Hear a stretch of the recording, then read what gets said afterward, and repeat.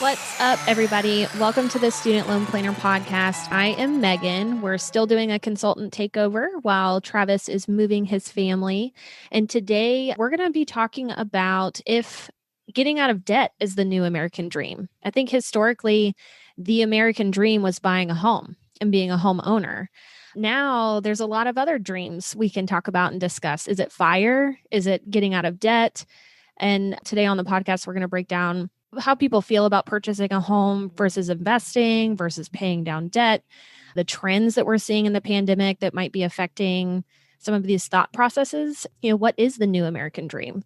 So, Dan, I have you on the podcast with me as well. And I understand that you did a little research before this conversation on some statistics, right?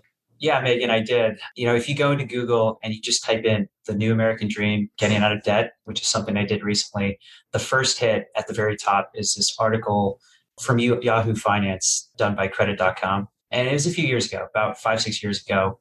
But in this survey, they asked respondents to select what was to them their definition of the new American dream. And 17% of the respondents said that buying a new home was still their version of the American dream.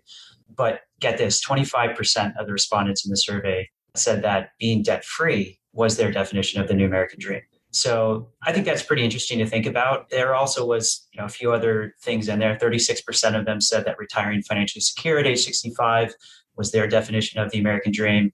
And then the rest of the respondents filtered into a combination of graduating from college, paying off student loans, joining the 1%, or something else was actually one of the options. So I think that the phrases being debt-free and retiring financially secure at age 65, those being the highest percentages at 25% and 36% respectively, are interesting to think about. If we take a mental break from the numbers, from the percentages, and we just think about those phrases by themselves, you would think that there's an order to it. First, you got to become debt-free, and then you can retire financially secure at your age of retirement, and that they go hand in hand.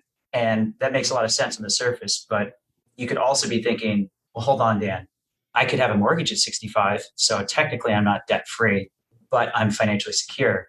And you'd be right. That's one way to think about it. It's possible to have saved enough money to replace your income with investment earnings and still have a mortgage. And for most people, I would say, or we would say, that's where the debt train of thought stops. There isn't any other kind of debt you can have in your balance sheet while maintaining the definition of being financially secure or financially independent, as the FIRE movement calls it.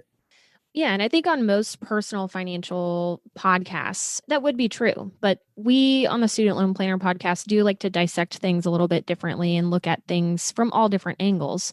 So I think we'll just say this now, we can still have debt and still be financially secure in the future, or still be able to achieve financial independence. And there's some examples we can talk about here coming up on this. But I first wanted to introduce, so you know Dan and I on this podcast, but I wanted to introduce our team member, Brittany, who's going to be joining the conversation today to talk about her experience with debt and how it relates to her definition of the American dream. But Brittany, I would love for you to introduce yourself and describe who you are as a team member with Student Loan Planner. Yes. So hi, everyone. My name is Brittney Lynn, and I am the publicist for Student Loan Planner. So if you've heard Travis or any of the consultants on other podcasts, and that's how you found out about us, or you saw us in a publication or maybe even on TV, I probably had something to do with that. So I've been on the Student Loan Planner team for 3.5 years now, 4 years, something like that, something around that range. So I've been a longtime team member, and it's an honor to be a part of the team. I love everyone at Student Loan Planner. Meagan and Dan asked me on as I'm embarking on a kind of alternative way of living. And so they were like, do you want to come on the Student Loan Planner podcast and talk about this? And I was like, sure. I don't really know what I'll talk about, but like, we'll see. So I run a PR agency that serves online entrepreneurs, much like Travis and other authors, just people who are wanting to get their messages out in front of more people. I started my business about 5.5 years ago. And a little bit about my background is my husband and I, we paid off all of our debt for me to be able to start this business. I didn't start a side hustle. I know that that's a typical way that people kind of start their businesses. I could not do that. My corporate job was just like too much mentally on me to handle. I couldn't handle doing a side hustle at the same time. So we spent 2.5 years paying off our student loans and our consumer debt, primarily credit card debt. So that was about $50,000 in total. And so we paid that off in 2.5 years. And then I quit my job and I started a business, and I was kind of just doing anything that anyone would pay me to do. If they would pay me to make their dentist appointment, I would do it. I was just getting my feet wet and figuring things out. And then about a year in, I fell into PR, and I do have a degree in that, and I have online marketing experience. So that just kind of made sense. So how do we get here into my like alternative living, which I feel like I'm like keeping people on their toes of like, what does she do? What's this alternative living? Yeah. I don't mean to be mysterious. So my husband worked a typical corporate job. He was a sales engineer.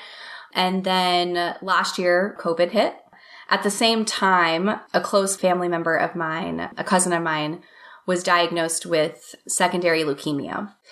So she was being treated at a cancer hospital in Houston. And so this was like during COVID, so like we couldn't really visit. It was just a horrible time for basically everyone on this planet.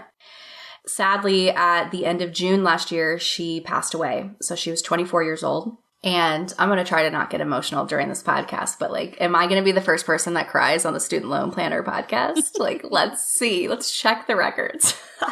I think you might. We'll keep this in a positive direction. Yes. We'll lift it up. So that hit us and our family really hard. And so on my husband and I's drive back home from the funeral, we had a really long drive, and we were like, what do we want our life to look like? Life is too short.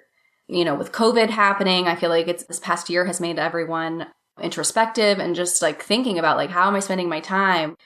Am I doing what I love? All those types of things. And so we had a lot of conversations, and ultimately, to summarize things, and we can dive in deeper if we want, we decided to sell our house.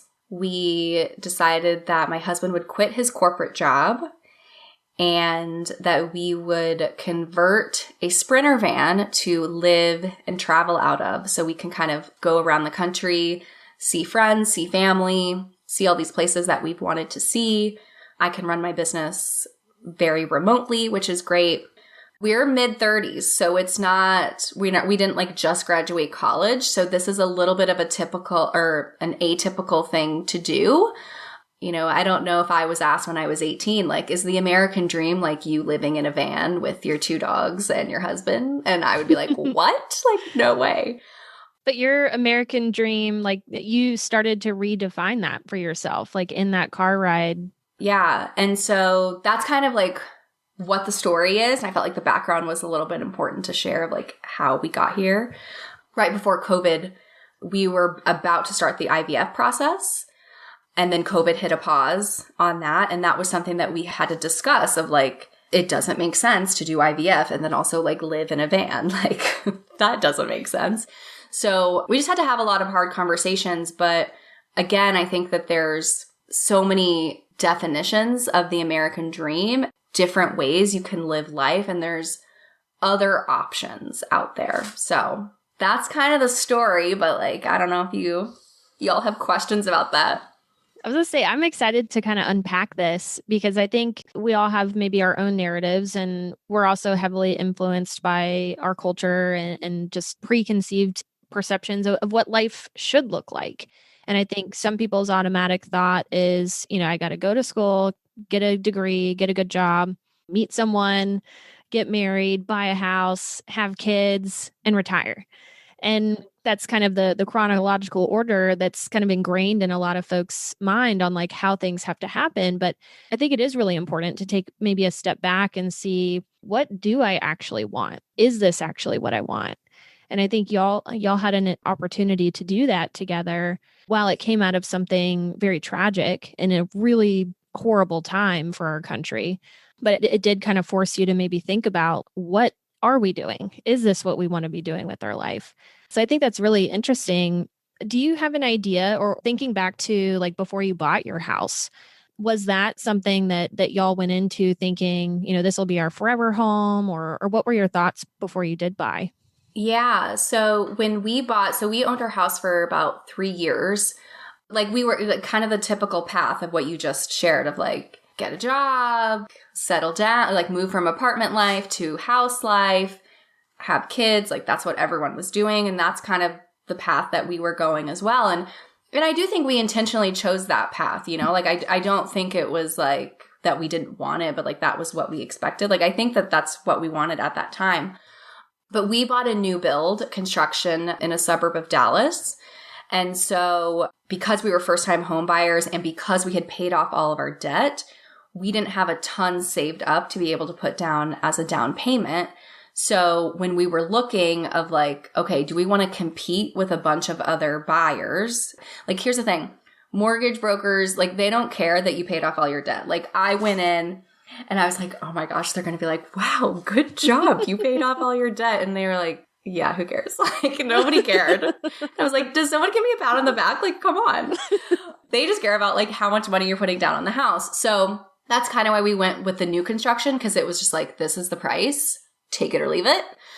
So, we bought that house, and I don't think we went into it thinking it was going to be our forever home. We thought that this was where we were going to start our family. We thought we were definitely going to stay in Texas for long term. Had no idea that Ryan would be quitting his job in a few years. Like that was on maybe like the future plans, but not in the next 5 years. This was really like the biggest tip I can give if you're just like, if any listener out there is thinking through any type of like life change, big life changes and like what's possible.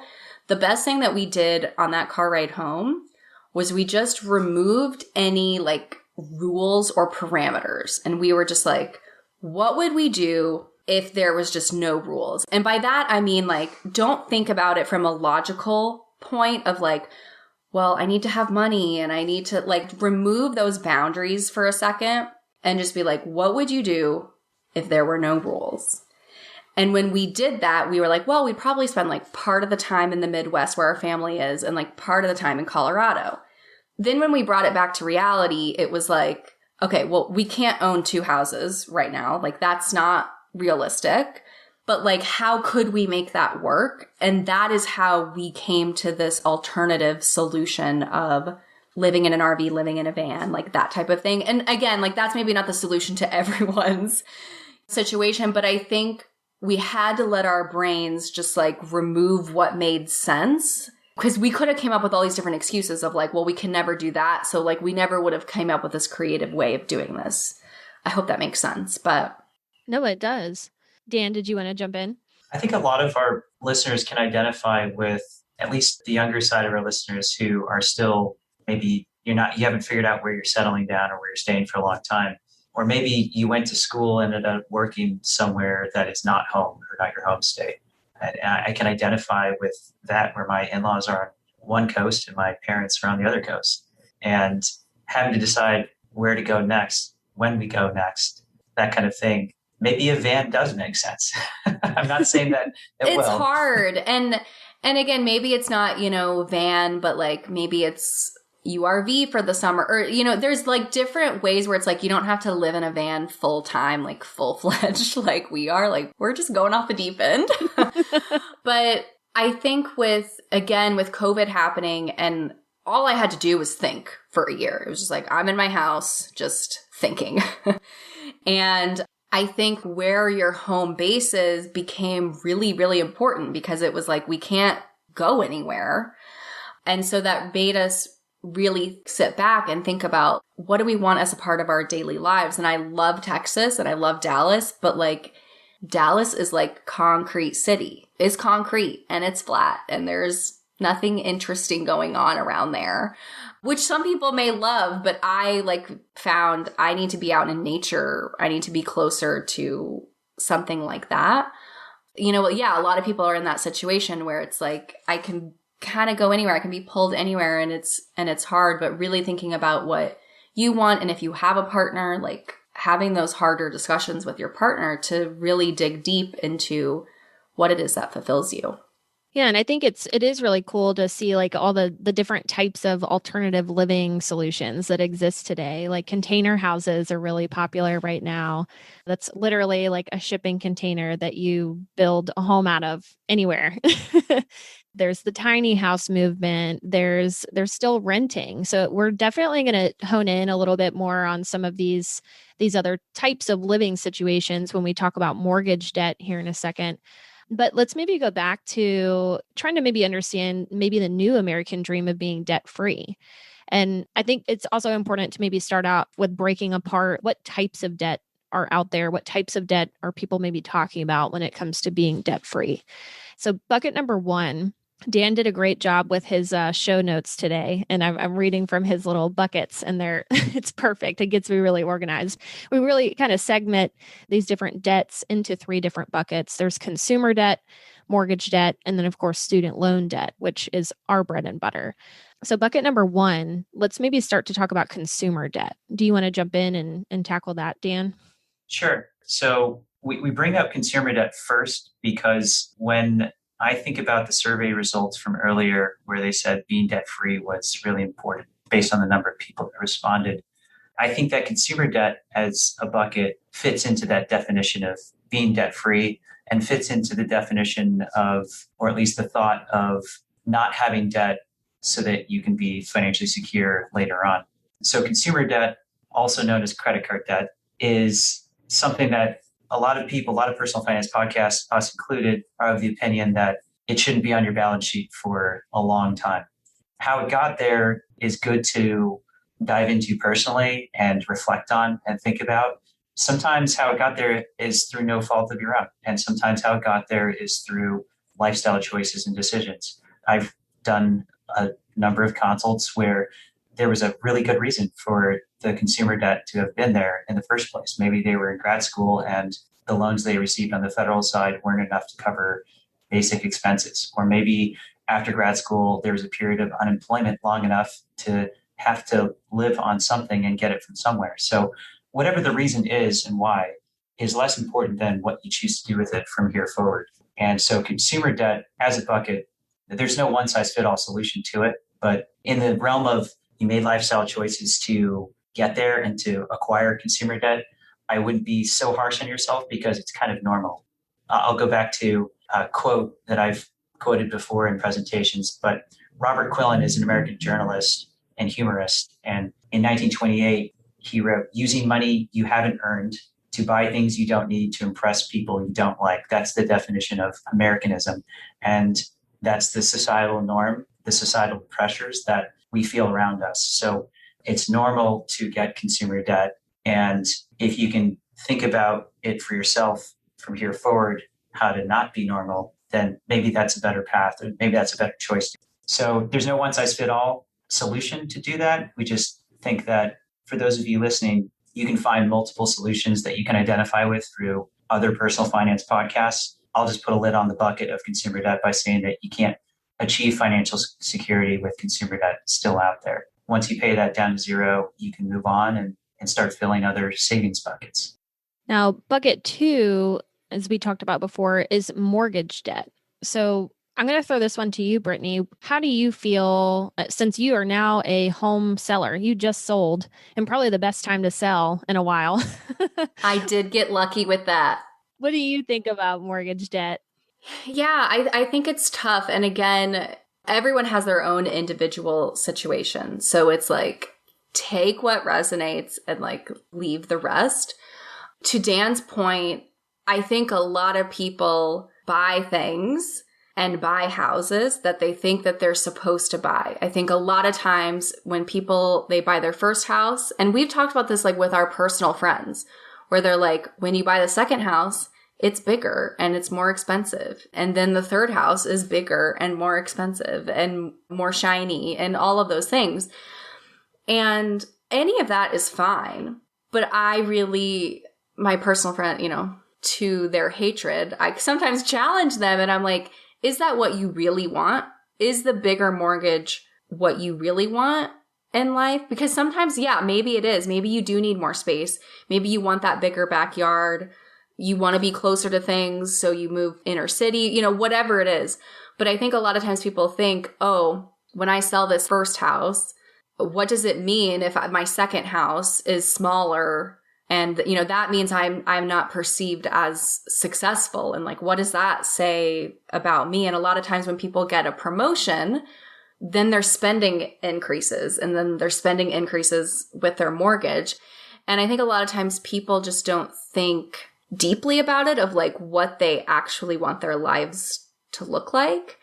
And so I think people just get wrapped up in like the rat race of like, I got to keep up with the Joneses. And it's like, who cares? Like, and I think that that's kind of where we got, where we're kind of like on the tiny house movement. That's kind of what we're thinking as well. And we're thinking of potentially like building some tiny homes of like a place of where we find some land. And, when you zoom out of that, that's not what you're supposed to do. Like, I'm not supposed to move into a tiny house, but I think just being intentional about thinking about what it is you want for your life and what you actually want it to look like, because a lot of times it isn't the bigger, more expensive house. A lot of times it's like, I want to spend more time with my family. I want to stay at home with my kids, or that kind of stuff, where it's like the size of your house doesn't actually matter as much. Mm-hmm. Might just be something to fill that void because we haven't maybe reflected on exactly what either we're missing or exactly what we're striving for or yearning for. Right. And then you're just thinking like, this is what I'm supposed to do, where it's like, who's making those rules? Like literally no one is making them. Who is supposed to do anything? Like, I don't know. It's all made up in our heads. Well, and my take on this, I'm a renter right now. We have been thinking about we were looking potentially for end of this year, but the market is so hot right now to where I'm a little nervous that I don't want to be overspending on something, because for us, it's more of we want to settle. We want to settle down. We do want to start a family. We would not be able to do that in our 1-bedroom apartment, unfortunately. And so, that was for us something that we wanted as our next big financial move. But there's a lot of pros to renting that I always like to highlight too, because I think people, they strive for the home purchase and they're comparing maybe apples to apples on like rent versus mortgage. And I think there's that common phrase, renting is throwing money away. Well, it depends. It depends on how much your rent is and how much those home costs are going to be. We also have to recognize that there are some huge pros to renting, especially if we're not financially secure or financially ready to make that home purchase. Some big pros that I like to highlight is it's definitely more flexible with location. So our lease is right now, it's a 12-month lease. It could be, 6-month. It could be a 13-month. It just depends on what we renew. But I don't have to be here next year. I could move to Dallas, where you are, Brittany, or where you're trying to get out of. I can move wherever I want. And that's an extreme example. I know people are location dependent sometimes when it comes to work, but I'm not limited on where I can be here. I could make that move or that adjustment if my neighbors are loud, or if the construction across the street is too annoying. Like we talked about earlier, they've got jackhammers across the street this week. So I was hoping it wasn't going to show up on this podcast for the audio. Another pro is, when something breaks, you don't have to fix it. Usually in most rental contracts, it is not your responsibility to fix that faucet that's not running properly or to even unclog the shower. So there are things that you don't have to pay for. It's wrapped into that rent cost, and you don't have to go out of your way to find someone to fix. We also don't have to worry about other fees and costs associated with homeownership. So we also need to recognize that having a mortgage, it's not just a mortgage payment. It's not just principal and interest. We have to pay realtor fees potentially through the purchase process or the selling process. We have to pay property tax, and property tax could change. That is not something that's fixed for life. We have to pay, maintenance of the home. We talked about that a little bit. And then we pay the interest and principal on that mortgage. It's definitely not an apples to apples comparison. And so I think if you're someone who values being a little more flexible with location, who values not quite settling yet on where you are, renting could still be a really good option. And you could still be socking away and saving for that home purchase down the road, but it doesn't have to be an end all be all decision. But Dan, I know you're also a renter too, right? Yes, I'm a renter in Chicago. And I would add to, on the pro side of renting, we're an experience-driven generation. And my wife and I have moved about 7 or 8 times in the past 7 or 8 years. And we've tried a lot of different kinds of apartments. And one of the benefits of that is we know what we do like and we know what we really, really don't like. In a city like Chicago, you could try step-ups, you could try skyscraper, you could try condos, you can try all different types of apartments and see what you like. And we're influenced by our surroundings in some way or form. Whether we choose to let that influence our financial decisions is a different thing. But when you're in Chicago, if you want to live down in Loop, it's not a cool thing to have a big yard. And it's more about location. It's more about what's your forever view look like outside your window. Is there going to be another skyscraper in the next 10 years that's going to show up in front of you and cut the cost of your condo? But in terms of renting, I've really enjoyed experiencing different types of apartments. I think Ketsy and I are ready to maybe make a different choice and pick a place that is more long-term. But we're not in a rush. We're not in a hurry to do that. It's more of a conversation we have every couple months of what do you think about next year? And I think it's just important to talk about it and discuss it and make sure you're on the same page. I think someone sent this to me, but there was a recent article by CNBC, and the headline was 64% of millennials have regrets about buying their current home. And this is also a piece that just kind of talks about maybe the mad rush that we've felt or folks have felt during COVID, while interest rates have been really low for mortgages to go out and finally purchase the house or to move. And so I thought that was really interesting and kind of dissecting the numbers there. They were saying that, most common regrets about purchasing their current home were because maintenance costs or upkeep were too high. They either bought too small of a house or too big of a house, bad location, the mortgage payment was too high. Maybe they bit off more than they could chew. They overpaid. That's exactly what we're nervous about. We don't want to overpay for something that next year could be different. I'll be honest. What our house sold for was not what it should have sold for, it sold for much higher than we ever expected. And the only reason is because of the market and supply and demand, and it's a seller's market. And so I just feel like it's hard because there's this pressure of the interest rates are low. So I need to get a house. And it's but does it make sense right now? It's a hard balance. And, we were fortunate where it's most people who were selling their houses, they're also buying another house. So it's they lucked out selling, but then when they're in the same boat when they're buying with everybody else. Well, with us, we bought a Sprinter van. So there's plenty of options for that. But it's hard because it feels like there's this pressure of well, you have to make this decision on this house. And if not, someone else is going to come and get it. And so then sometimes you make a decision and then you don't actually think through all of those things of there's extra costs to being a homeowner. So there really are perks to renting for some people out there. Yeah. And on the flip side of this conversation, I know it sounds like we're really hating mortgages and buying a home at this point, but that's not really the message we're trying to convey. It's more so just there's two sides to this conversation. And I think we need to talk about the cons to homeownership or just in general, talking about homeownership objectively and what challenges you might face or how it might not even be the right decision for you at this point. But there's also the conversation about being mortgage debt free and, paying off the mortgage or paying that off as soon as possible to just not have that liability or that bill anymore. That's more so going towards the FIRE movement. And that's something to talk about too. I think there's pros and cons to paying off a mortgage sooner rather than later. I think that comes from a place where folks, they want to be completely financially independent from any debt obligations. But when we look at it from a mathematical perspective, it could be possible, kind of going back to one of our first comments, it could be possible to have a mortgage in the mix and be financially independent if we're factoring that into what our future either retirement income can generate for us, or so I think there's so many different ways that you can plan around mortgages or debt, have this all part of like a cohesive financial plan.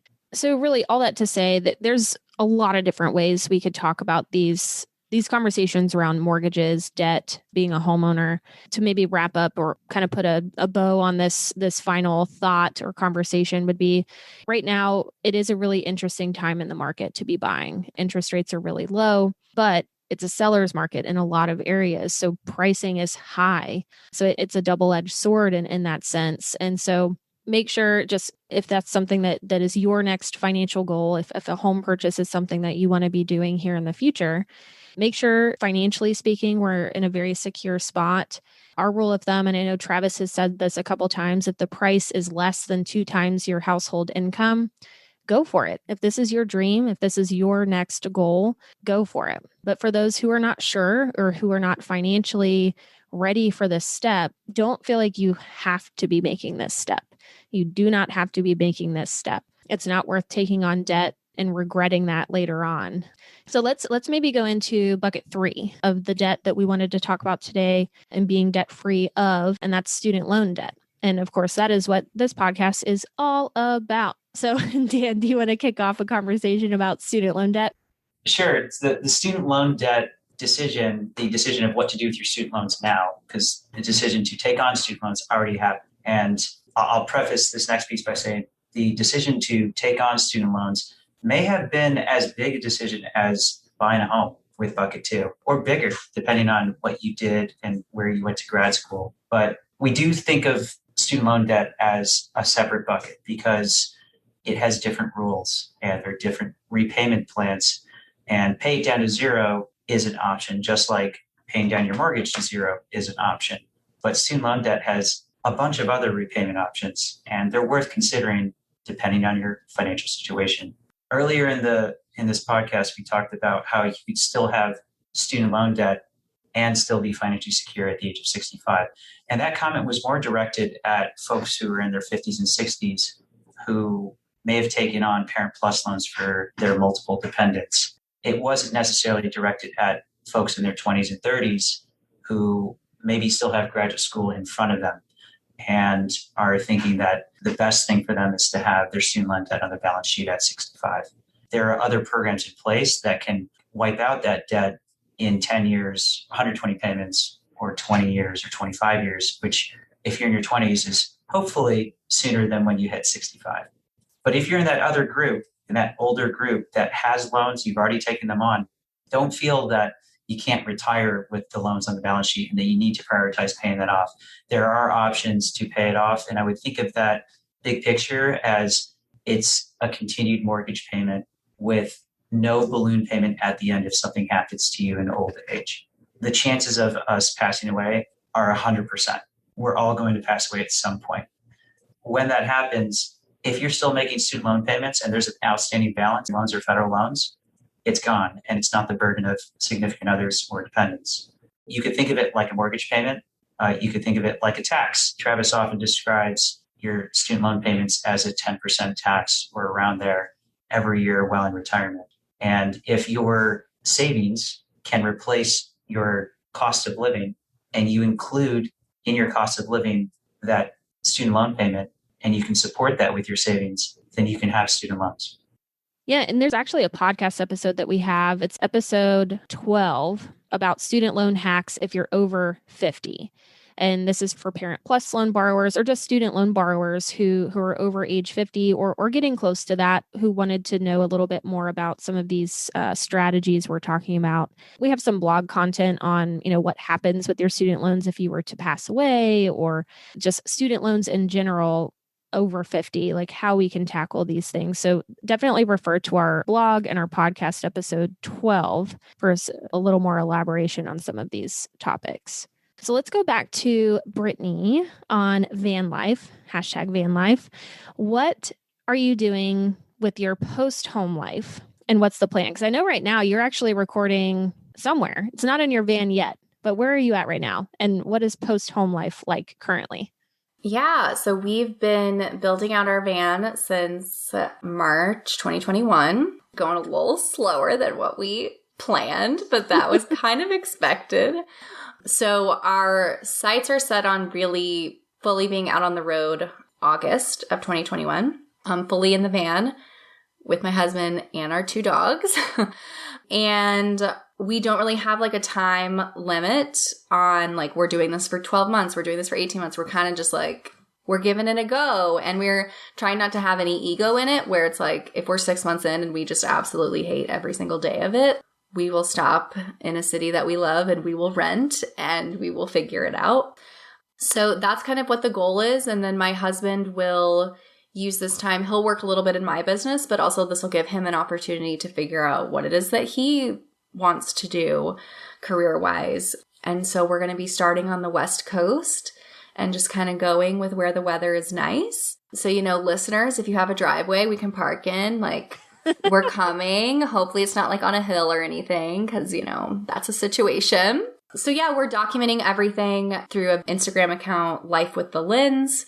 And then we're also documenting it on YouTube as well, the whole build process, which is just hysterical because we kind of know what we're doing, but we also don't know what we're doing. So it's just, you get to see the good, the bad, the ugly of all of it. So yeah, that's on YouTube and on Instagram if any of you guys are interested in van life. And who knows, maybe Ryan will become a consultant for Student Loan Planner and it'll just be like full circle and we'll have him back on the podcast. All in the family.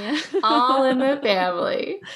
Yeah. Well, I'm so excited for your journey. And I think it's really cool to talk about how you've defined your own American dream.